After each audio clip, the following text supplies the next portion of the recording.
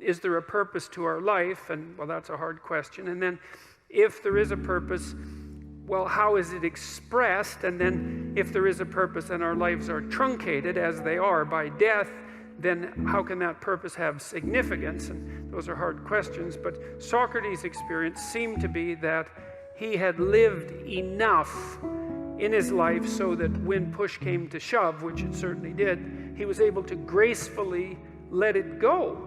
And he attested to that with his death.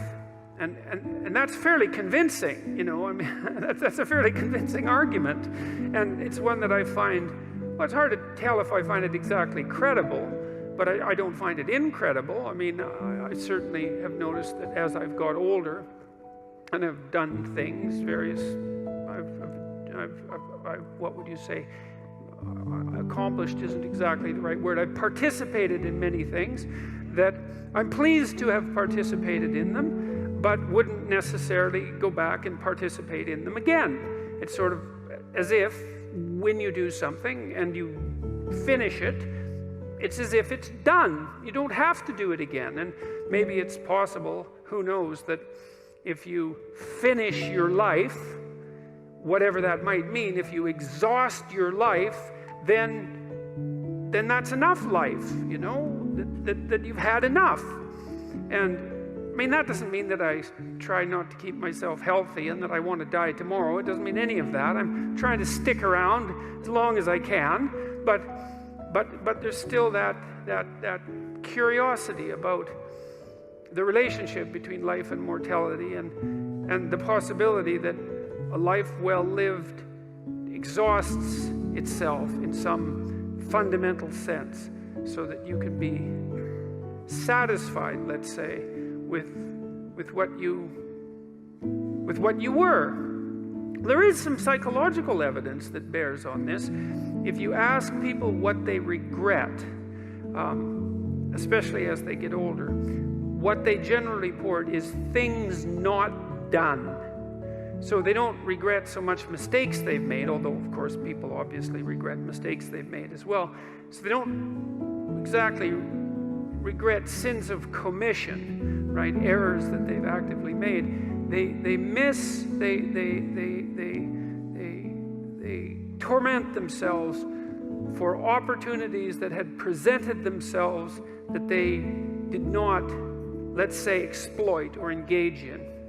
And I think that's worth thinking about too, because one thing that I have become convinced about with regards to human consciousness, which I think is equivalent to the spark of divinity in some sense that our fundamental stories insist has been placed within us, is that human consciousness is that faculty that confronts potential itself. I think there's good neurological evidence for this, by the way, for those of you who are scientifically minded, because we build circuits within us for habitual action that we've practiced many times that seem to run in a very deterministic fashion. And we are a strange combination of deterministic and non-deterministic as far as I can tell. But what our consciousness seems to be for is to encounter those things that we have not yet encountered. And those things that we have not yet encountered seem to me to be those things that have not yet been brought into being. And so you could say that what our consciousness is for the encounter with potential. That our consciousness is it's not for the past, it's not even for the present. It's to transform the future into the present. And really that's what our consciousness does. When you wake up in the morning, you have a new day ahead of you, and the day could take you in very many directions. And the weeks and the years, all of that can take you in very many directions. And you have some apprehension about what those directions might be. You have some apprehension about what role your choices might make in transforming that potential into one form of actuality or another. I mean, you certainly know that there are dreadful mistakes that you might be very tempted to make that would produce all manner of hell around you and still be tempted to do it. It seems like it's sitting there right in front of you as a possibility. You also know that, you could haul yourself up out of bed and attend to your duties and do the sorts of things that you're supposed to and set a few things right that day and that week, and that likely things would at least not be worse, and they would probably be better. And I do believe that I don't understand how this can be the case. I don't understand how it is that consciousness can function in that way, because I think to understand that, we would have to understand what it means for the future to be only potential rather than actuality, and who the hell understands that? I mean, no one. And then we'd have to understand how it is that our conscious choices and our conscious ethical choices transform that potentiality into actuality, into reality, into the present and the past. And we certainly act as if we believe that that's what we do.